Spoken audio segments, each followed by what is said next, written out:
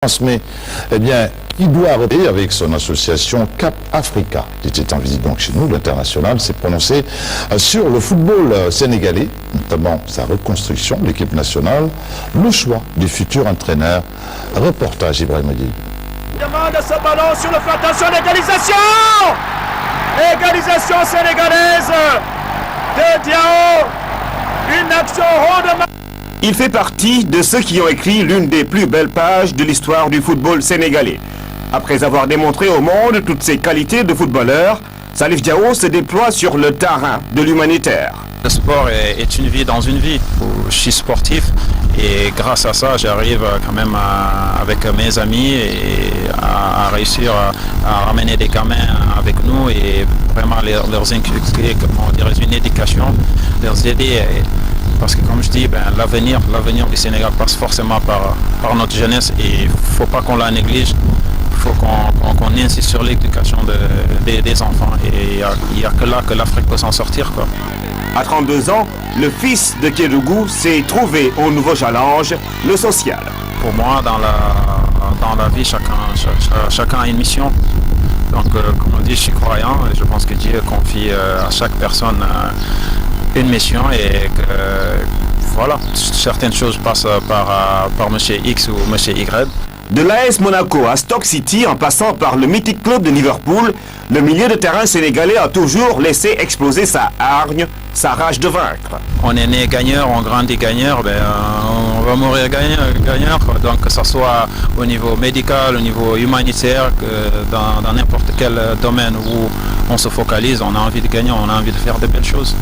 Depuis la Coupe du Monde Corée-Japon, beaucoup d'eau a coulé sous les ponts. Malgré les effets du temps, l'un des héros de 2002 garde encore l'équipe nationale dans son cœur et peut-être pas sur ses tablettes. J'aime pas trop m'annoncer par rapport à ça.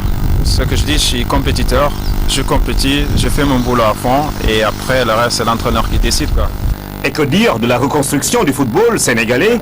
Tout le monde s'en rend compte aussi que le football sénégalais a beaucoup souffert de ce manque de cadres, de dirigeants qui sont à la hauteur. C'est pas pour dire que ceux qui sont là font du mauvais boulot. Je sais que ils ont de la volonté, ils font comme ils peuvent.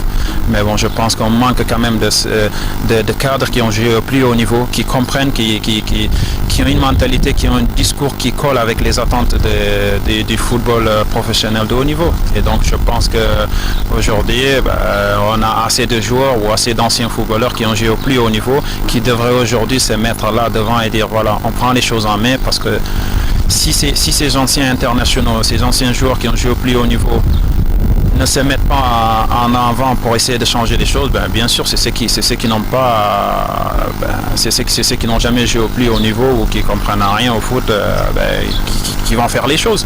Pour que ce beau monde puisse revenir, il faut que déjà que les gens, que les sportifs sénégalais s'entendent entre eux. Et j'ai pas l'impression que les sportifs sénégalais s'entendent entre eux, que les générations, comme on dit, des anciennes générations ou les générations intermédiaires s'entendent entre eux. Donc je pense qu'il faut déjà qu'entre sportifs qu'on parle le même langage pour qu'on puisse vraiment travailler dans l'harmonie. Appréciation pour appréciation, l'homme ne fait pas dans la langue de bois et donne son avis librement sur ce vaste sentier qu'est le football local. Il faut déjà qu'il y ait les installations sportives adéquates en place et ensuite qu'on parle de football professionnel. Maintenant, s'il y a des gens qui pensent qu'on peut le faire, il faut toujours essayer. En quel regard avez-vous suivi ces jeunes qui ont fait le championnat d'Afrique des locaux, comme on dit? Non, le championnat d'Afrique des locaux, pour moi, vraiment, je pense que c'est vraiment quelque chose de super. Donc, je ne sais pas pourquoi les gens ont mis autant de temps pour y penser. C'est vrai que il y avait déjà la Coupe Cabral qui était à peu près l'équivalent. Mais je pense que c'est vraiment une très bonne chose.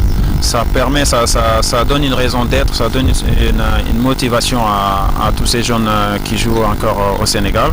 Et comme on dit, c'est mesuré à d'autres pays africains, leur donne une indication.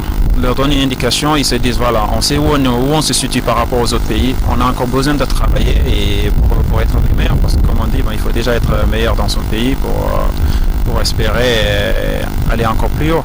Une question parmi tant d'autres qui suscite l'intérêt du joueur, le choix du futur entraîneur des Lions du Sénégal. Qu'il soit sénégalais, afghan ou pas français, pour moi c'est pareil, quoi. C'est les compétences, ça c'est le plus important.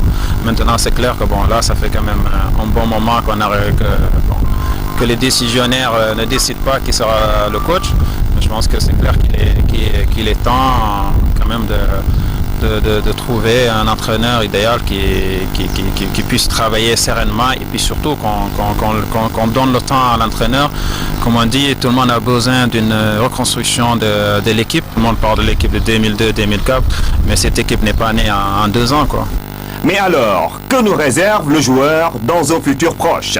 Je continue à jouer, je passe mes diplômes d'entraîneur en Angleterre et on verra après. Et c'est à nous, joueurs sénégalais qui ont joué au plus haut niveau, de vraiment se bouger et travailler de notre côté et puis de revenir donner un coup de main, quoi, parce qu'on a besoin de tout le monde. Du sport au social, il n'y a que quelques enjambés. Le lion de la Teranga ne se prive guère de diriger la foulée des grands comme des tout petits pour en définitive se hisser en véritable locomotive au service du social.